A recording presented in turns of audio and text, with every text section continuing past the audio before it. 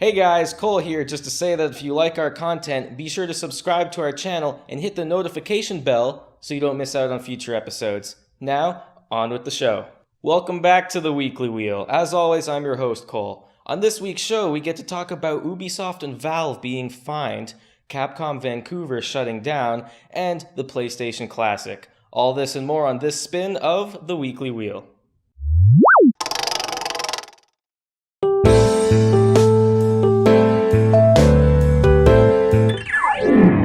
First on the wheel, developers Ubisoft and Valve have met with a sizable fine from the France government. The reason for this is because of both companies' return policies on Steam and Uplay. Steam has a 14-day return window, but they have to play for under 2 hours to get this. Meanwhile, Ubisoft has no refund policy for their service. French law basically states that they have no exception to the number of hours played in a game before getting a refund. Now, both companies are mostly being fined because they have to make sure the refund policy is clear to consumers during the transaction. However, both companies did not do that, and so they are paying the price. Literally. Valve must pay up to 147,000 euros, and Ubisoft has to pay 180,000, which is the equivalent of 210,000 American dollars. Now, Ubisoft has to come out to say they disagree with the fine being issued, but are not fighting it too much. Valve has not come out to release a statement at this time. For this week's game highlight, we got a big announcement from Sony. On Wednesday, Sony announced the PlayStation Classic, a miniature version of Sony's original console. The PlayStation Classic is 45% smaller than the original console and will come with a whole whopping 20 games loaded onto it.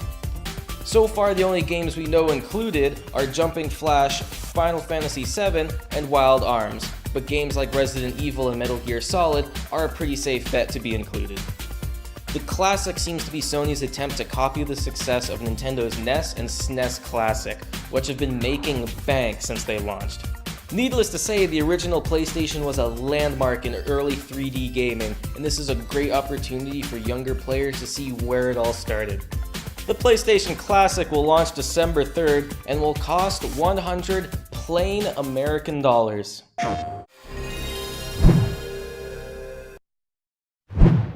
Capcom has announced that they are shutting down their Vancouver offices in the new year.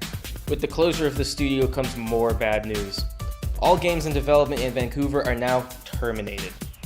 A company rep stated, as a result of reviewing titles in development at Capcom Vancouver, Capcom has decided to cancel the development projects in the studio and will concentrate development on major titles in Japan. Capcom Vancouver is mostly known for their Dead Rising series. While rumors surfaced in 2017 about a new Dead Rising game, it now seems those rumors may not come true anytime soon, if at all. The company will finalize closing operations by the end of January 2019. We wish all developers their good luck with their future endeavors.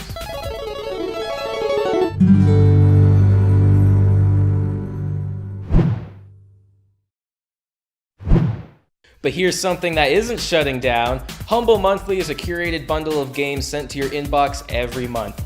Subscribe for only $12 a month to immediately unlock Sniper Elite 4, Tales of Berseria, and Staxel, or Overwatch, and start playing right away. Build the ultimate game library. Every game is yours to keep, cancel anytime.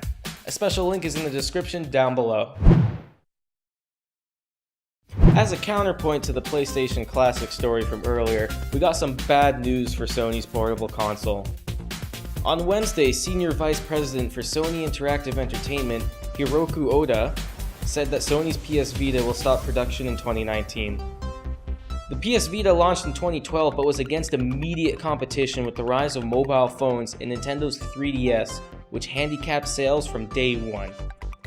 The Vita did launch with some impressive games, but it wasn't enough, and by 2015, Sony had stopped putting games out for the system, leaving only indie games to populate the dying storefront. And now we know that console will stop production in 2019. Sony's still in the game though with the PS4 and the newly announced PlayStation Classic, but has said they have no plans for a new handheld system just yet. Well, that ends this spin of the Weekly Wheel. As always, if you like what you see, be sure to subscribe to our YouTube channel and follow us online for new updates. If there's something you'd like to see on the show, leave a comment down below and let us know what you thought of this week's stories. And as always, a special thanks to the Infinity Forge for letting us use their facilities. See you guys next time.